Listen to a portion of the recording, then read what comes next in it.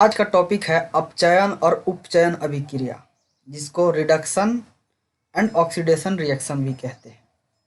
तो सबसे पहले हम देखते हैं कि अपचयन अभिक्रिया जो है, जो रिडक्शन रिएक्शन है, उसकी परिभाषा क्या है। जब भी किसी अभिक्रिया में किसी पदार्थ में ऑक्सीजन का ह्रास या हाइड्रोजन का योग हो, उसे अपचयन अभिक्रिया कहते हैं। तो क्या होता है अपचयन अभिक्रिया में? जब भी कोई अभिक्रिया होता है तो उसमें क्या होता है कि ऑक्सीजन उससे बाहर निकल जाता है या फिर हाइड्रोजन उस पर जाके जुड़ जाता है। तो वैसी अभिक्रिया को हम क्या कहते हैं? अपचयन अभिक्रिया। उसको हम रिडक्शन रिएक्शन कहते हैं।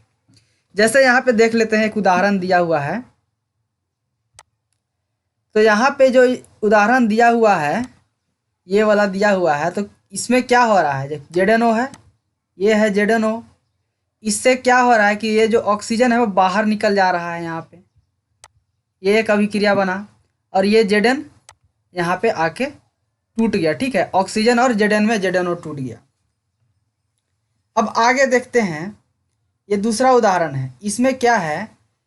इसमें तो ऑक्सीजन बाहर नहीं निकल रहा, ना ही हाइड्रोजन जुड़ रहा है। तो इसका दूसरा जो उदाहरण है, ये क्या होता है?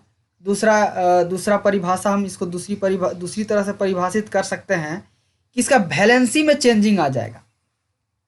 जैसे यहाँ पे Cl का जितना वैलेंसी है यहाँ पे उतना नहीं है, यहाँ पे जितना Fe का वैलेंसी है यहाँ पे उतना नहीं है। तो ये हो गया।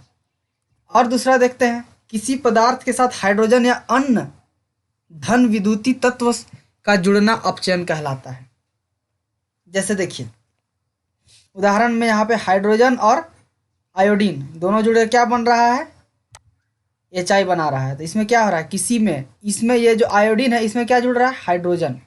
हाइड्रोजन जुड़ रहा है, इसमें भी क्या हो रहा है? अपचयन हो रहा है, आपका रिडक्शन हो रहा है। देखिए यहाँ पे, यहीं पे हम बोले थे संयोजकता का कमी, ये होता है, इसी को कहते हैं वैलेंसी इंग्लिश में। तो यहाँ पे देखिए एसेंशियल में Cl का वैलेंसी जितना है यहाँ पे उतना यहाँ पे नहीं है।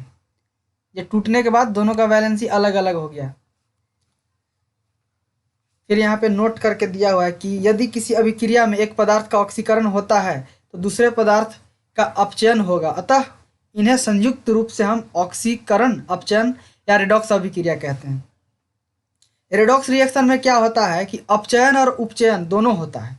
जैसे हम देखते हैं उपचयन का परिभाषा क्या है, ऑक्सीडेशन का। जब किसी अभिक्रिया के समय जब किसी पदार्थ में ऑक्सीजन की वृद्धि होती है, मतलब किसी पदार्थ में ऑक्सीजन जुड़ता है या फिर हाइड्रोजन हटता है वहाँ से, तो वैसी अभिक्रिया को हम कहते हैं ऑक्सीडेशन या उपचयन अभिक्रिया। तो यहाँ पे हम देख रहे हैं कि एक क्रियाकलाप दिया हुआ था चाइना डिश में। क्या किया था? कॉपर का चूर्ण रखा गया था 1 ग्राम, फिर उसको नीचे से जलाया गया, मतलब कैंडल रख के उसको गर्म किया गया। उसके बाद पूछ रहा है कि आपने क्या देखा, ऑब्जर्वेशन बताना है आपको। तो कॉपर चूर्ण की सतह पर क्या जम जाता है? कॉपर ऑक्साइड की काली परत चढ़ जाती है। जब गर्म करते हैं तो उसमें क्या होता है? काली परत चढ़ जाती है कॉपर ऑक्साइड की। यह काला पदार्थ क्यों है? क्वेश्चन पूछ रहा है आपसे कि काला पदार्थ क्यों है, अब बताना है। यह कॉपर ऑक्साइड कॉपर में ऑक्सीजन के योग से बना है।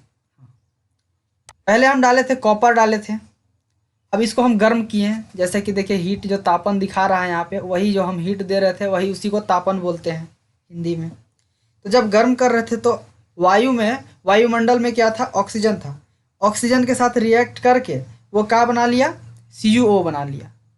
तो इसमें क्या हो रहा है? Cu में क्या जुड़ रहा है? ऑक्सीजन जुड़ रहा है, तो क्या हो गया? CO, ऑक्सीडेशन रिएक्शन हो गया। यदि इस गर्म पदार्थ CuO के ऊपर हाइड्रोजन गैस प्रवाहित किया जाए तो सतह की काली परत भूरे रंग की हो जाती है।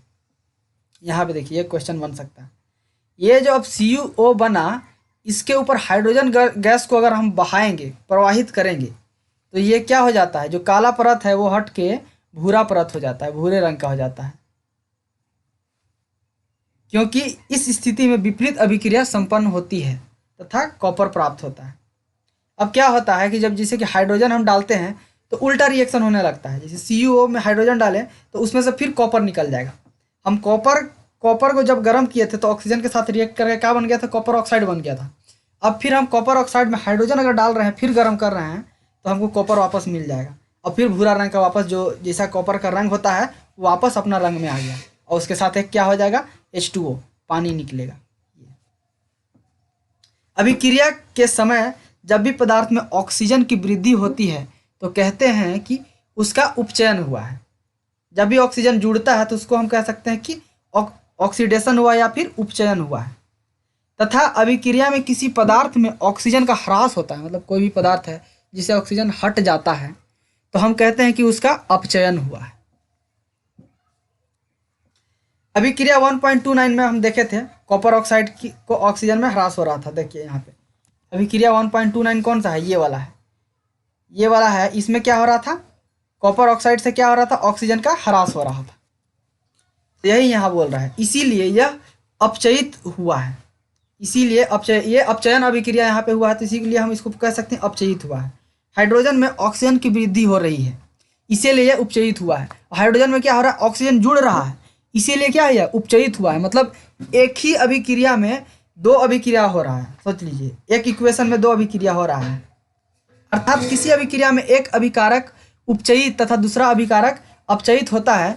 इन अभिक्रियाओं को हम उपचयन अपचयन अभिक्रिया कहते हैं, जिसको हम रेडॉक्स रिएक्शन कहते हैं। यहाँ पे देख सकते हैं कि जो कॉपर है, कॉपर ऑक्साइड है, इससे क्या बन रहा है, हमारा Cu बन रहा है। तो यहाँ क्या हो रहा है, अपचयन हो रहा है, ऑक्सीजन इससे हट रहा है कॉपर से, लेकिन हाइड्रोजन में वहीं पे ऑक्सीजन जुड़ रहा है, तो इसको हम क्या बोल सकते हैं, उपचयन।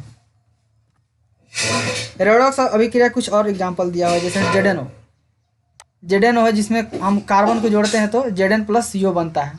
फिर MnO2 में HCl को जोड़ते हैं तो MnCl2 बनता है, फिर H2O+Cl2, ये सब अभिक्रिया है। ये सब क्या रेडॉक्स रिएक्शन का एग्जाम्पल है। यहाँ पे दिया हुआ है कि ये अभिक्रिया 1.31 है, इसमें क्या हो रहा है, कार्बन उपचयित होकर CO तथा ZnO अपचयित होकर Zn बन रहा है। फिर अभिक्रिया देखिए 1.32 में HCl क्या है, HCl Cl2 में उपचयित तथा MnO2 MnCl2 में वो अपचयित हो जा रहा है। अब देखें कि ऊपर के उदाहरणों के आधार पर हम कह सकते हैं कि यदि किसी अभिक्रिया में पदार्थ का उपचयन तथा तब होता है जब उसमें ऑक्सीजन की वृद्धि या हाइड्रोजन का ह्रास होता है। पदार्थ का अपचयन तब होता है जब उसमें ऑक्सीजन का ह्रास और हाइड्रोजन का वृद्धि होता है। दोनों में से कुछ भी होगा तो वो अपचयन होगा। और एक क्रियाकलाप दिया हुआ था NCERT में, अब हम देखे थे क्रियाकलाप 1 में, जब सबसे पहले जब शुरू किए थे तो क्रियाकलाप 1 किए थे, और उसमें हम देखे थे कि जिसमें एक चमकदार ज्वाला के साथ मैग्नीशियम रिबन का वायु में दहन होता है। अब जब वायु में दहन होता है तो यह क्या बन जाता है, श्वेत मैग्नीशियम ऑक्साइड बन जाता है। अब इस अभिक्रिया में मैग्नीशियम का उपचयन या अपचयन हुआ है, ये जवाब आपको देना है।